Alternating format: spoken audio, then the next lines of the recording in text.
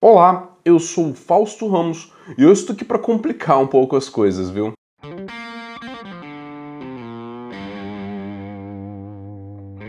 Vocês estão vendo esse banner aqui do meu lado? Pois é, ele é do meu livro de contos de fantasia. Esse livro é produto de um edital cultural feito com o apoio do Funcultura em parceria com o governo do estado do Espírito Santo. O livro tem contos de fantasia, de realismo fantástico e até mesmo contos de magia. Caso você tenha interesse de conhecer um pouco mais sobre o livro, eu sugiro que vocês acessem o link que vai estar na descrição deste vídeo para a loja virtual do Caosofia. Prossigamos agora com o tema do vídeo.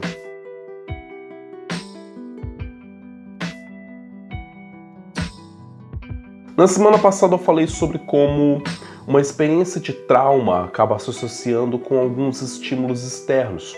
E ao nós sermos expostos novamente a esses estímulos externos, a gente acaba revisitando a mesma experiência traumática de modo inconsciente.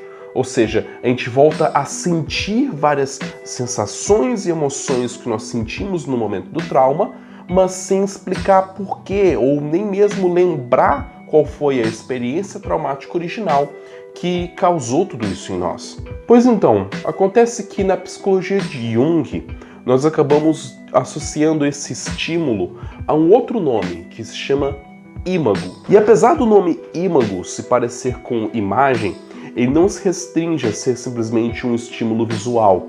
Pode ser um estímulo sensorial, pode ser um estímulo táctil, pode ser um estímulo de uma sensação corporal específica, a sensação de estar de cabeça para baixo, a sensação de estar imerso na água, a sensação de estar pulando, a sensação que o carpete de algum lugar tem quando nós passamos a mão sobre ele.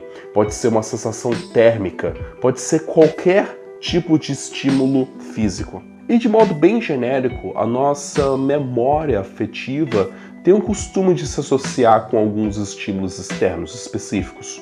Um caso que é muito popular é a maneira como a nossa memória afetiva está ligado ao nosso olfato. Todo mundo já ouviu essa história de que nós somos capazes de rememorar emoções a partir de cheiros que a gente reconhece de alguns momentos da nossa vida. Quando nós sentimos o perfume, que era o perfume de alguém com quem nós nos relacionamos intimamente, e nós lembramos da pessoa, e nós lembramos daquilo que nós vivemos com aquela pessoa apenas pelo cheiro.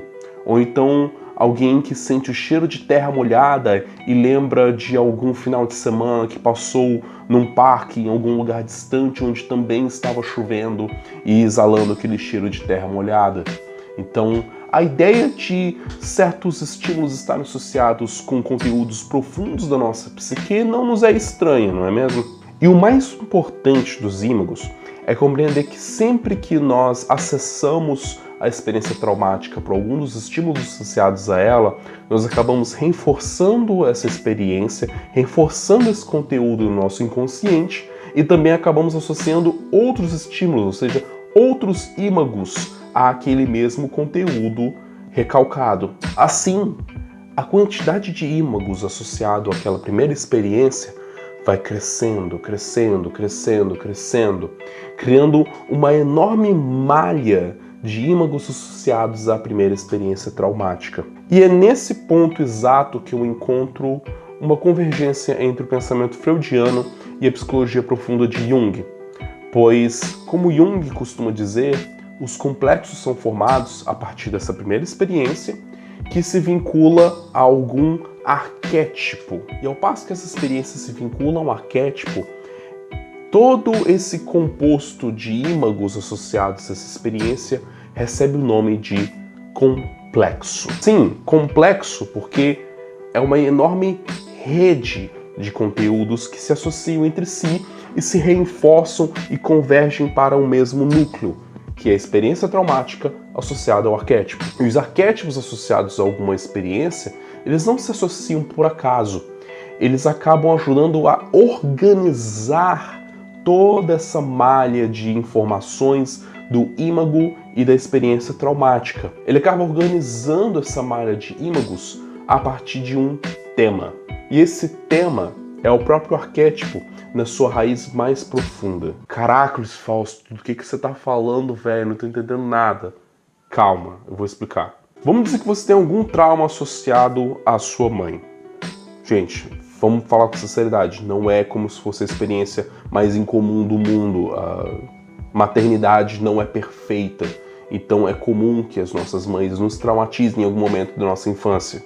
Isso é normal. E por conta de você ter vivido longos anos de convivência com a sua mãe na infância e adolescência, é muito provável que essa primeira experiência traumática tenha sido reforçada no seu inconsciente por meio do contato contínuo e compulsório que você tem com a pessoa que foi a gênese da primeira experiência traumática. Você não tinha escolha e você acabou criando um complexo materno, que geralmente está associado ao arquétipo da grande mãe. E aqui cabe um parênteses importante.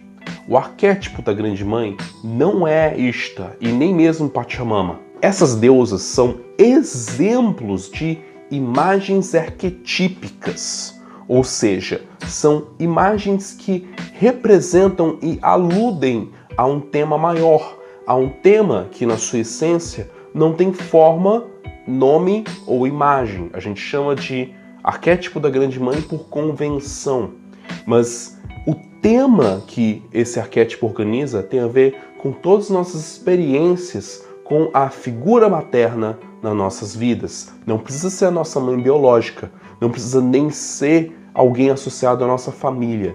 Basta ser para nós uma figura que tem um caráter e um papel que a nossa consciência considera como de uma figura materna. E gente, por favor, a ideia de vocês terem um complexo materno não é algo, ou minha mãe deve ter feito uma coisa horrível para me traumatizar. Não, trauma na nossa infância pode ser uma coisa muito simples. Pode ser simplesmente o fato de ter negado a gente algum brinquedo que a gente queria no momento, ter negado alguma das nossas vontades, ter negligenciado por algum momento algumas de nossas necessidades porque a pessoa estava desfalecida, dormindo depois de tentar fazer a criança parar de chorar a madrugada inteira. Então não pensem que por conta de vocês terem complexo paterno, materno ou algum outro tipo de complexo signifique que você foi uma pessoa estragada. Só faça terapia, isso vai ajudar todo mundo. Eu vou dizer o seguinte, ser traumatizado em diversos momentos da nossa infância acabou sendo imprescindível para o processo civilizatório. Você não vai aprender a conviver em civilização e em sociedade se em diversos momentos da sua infância e adolescência você não for traumatizado. Porque o nosso comportamento instintivo, animal e proto-humano, ele não é bem ajustado para viver em sociedade onde você precisa respeitar certos limites de convivência e de espaço e de atitudes que você pode e não pode tomar. Então, o próprio estabelecimento de limites, de nãos muito contundentes e fortes, acaba tendo potencial traumático, e isso é perfeitamente natural. Por isso que eu acho que todo mundo deveria, em algum momento da vida, fazer psicoterapia para poder desnovelar questões que foram, infelizmente, essenciais à sua própria formação enquanto ser humano. Caramba, Fausto! Mas quando é que você vai falar de servidor mágico, velho? Ô, meu fofo e minha fofa, se vocês não perceberam, eu já tô falando sobre sigilos e servidores o tempo todo. Depois de todas essas preliminares, eu acho que a associação que o Edgar Franco fez quanto a sigilos serem traumas autoinduzidos ficam extremamente simples de entender. Sigilos estão para experiências de traumas, assim como complexos estão para servidores mágicos. De modo análogo. Eu não estou dizendo que sigilos são traumas e nem mesmo que servidores são complexos. Eu estou dizendo que são estruturas que nós podemos trabalhar e manipular e teorizar a respeito delas por analogia, aquela velha ideia de assim como em cima, é embaixo, assim como dentro, é fora, e eu posso comparar estruturas similares parecidas da psique para poder intuir algumas ideias, vamos dizer, alguns isomorfismos. Desculpa, é um termo bem matemático. Nós podemos pensar sobre como a estrutura de algumas ideias psíquicas funciona em analogia sobre como outras estruturas podem funcionar. Então eu vou comparar a maneira como eu trabalhei o conceito de trauma e de complexos com como eu vou trabalhar sigilos e servidores mágicos. E essa vai ser a raiz teórica das minhas ideias sobre servidores mágicos que eu não vi ninguém até hoje abordando dessa forma. O que é que as pessoas sempre falam sobre sigilos mágicos mesmo? Que você precisa pegar o seu intento e transformar numa forma de linguagem fora do convencional, fora das palavras, transformar numa imagem, num mantra, num gesto, qualquer outra coisa, qualquer outro estímulo. E depois que você configurou esse estímulo, você vai arrumar um jeito de introjetar essa mensagem no seu inconsciente. E depois que você introjeta no seu inconsciente, o que é que você faz com a intenção original mesmo? Você esquece o sigilo. Você faz basicamente a mesma coisa que um trauma faz. Você associa um estímulo a uma experiência significativa com vários afetos vinculados a ele, você introjeta isso no inconsciente e você expurga isso da sua mente consciente. Me diz se isso não parece com duas formas muito parecidas e análogas de se trabalhar. E os servidores, que muitas pessoas acabam criando eles a partir de um sigilo que eles vão revisitando e... desculpa, que eles vão alimentando e alimentando e alimentando até que ele fique robusto e tome proporções psíquicas de uma estrutura que seria um servidor mágico. Gente, eu não consigo nem disfarçar, cara. Me disse o método mais simples de criar um servidor, que é a partir de um sigilo que dita uma necessidade que é mais ampla e não simplesmente uma necessidade imediata, e alimentando ele aos poucos para ele poder ficar mais fortinho, não se parece com a experiência de você ter um trauma original que vai crescendo, crescendo, crescendo, se alimentando com vários estímulos se associando a ele até se tornar um complexo. De novo, é uma analogia possível, não é absoluta, não é uma teoria perfeita e nem mesmo exclui outras formas de pensar sobre esse assunto. Mas eu costumo pensar que quanto melhor nós associamos isso a outros tipos de domínio de conhecimento que nós podemos tatear até de modo mais científico, ajuda a gente a pensar e estrategizar melhor a nossa prática. Quanto mais complexa, no outro sentido da palavra, quanto mais complexa for a nossa percepção sobre a realidade, maior é o nosso campo de atuação.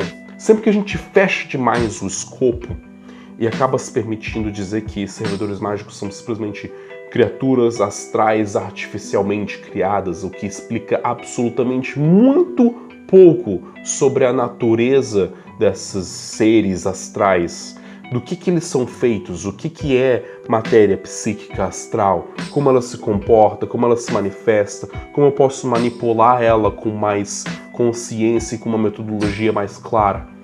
A psicologia freudiana e junguiana é um material extenso de estudo, e se eu conseguir comparar duas estruturas, a do complexo e a dos servidores, tudo aquilo que eu pensar sobre complexos pode me ajudar muito a entender sobre como trabalhar melhor e de modo mais apurado com servidores mágicos. E eu não vou ficar dependente apenas de intuições e visões borradas de como essas coisas são e como elas funcionam. E caso você ainda tenha ficado boiando sobre essas questões que eu falei, de trauma, de complexo, de ímagos, eu tenho um curso de interpretação dos sonhos na Udemy.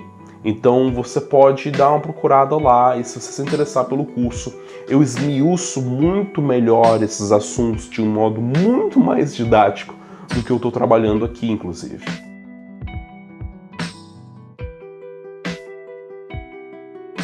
Eu sugiro a todo mundo que continue pesquisando, que continue lendo, que continue se interessando, se informando e que não leve com tanta seriedade as coisas que eu abordo aqui, porque esse conteúdo não é científico, por mais que eu tente me aproximar da ciência para ter ideias novas sobre minha prática mágica. Eu tenho que assumir que esse vídeo não tem nenhum caráter científico e não é fruto de uma pesquisa científica. Eu olho para aquilo que está sendo feito na ciência e isso me ajuda a ter boas ideias sobre como trabalhar alguns conceitos na minha prática mágica. Mas é pura e simplesmente isso. Alguns conceitos que eu empresto, sem ser científico de fato. Portanto, para mais especulações protocientíficas, mantenham-se antenados com Causofia e até por acaso.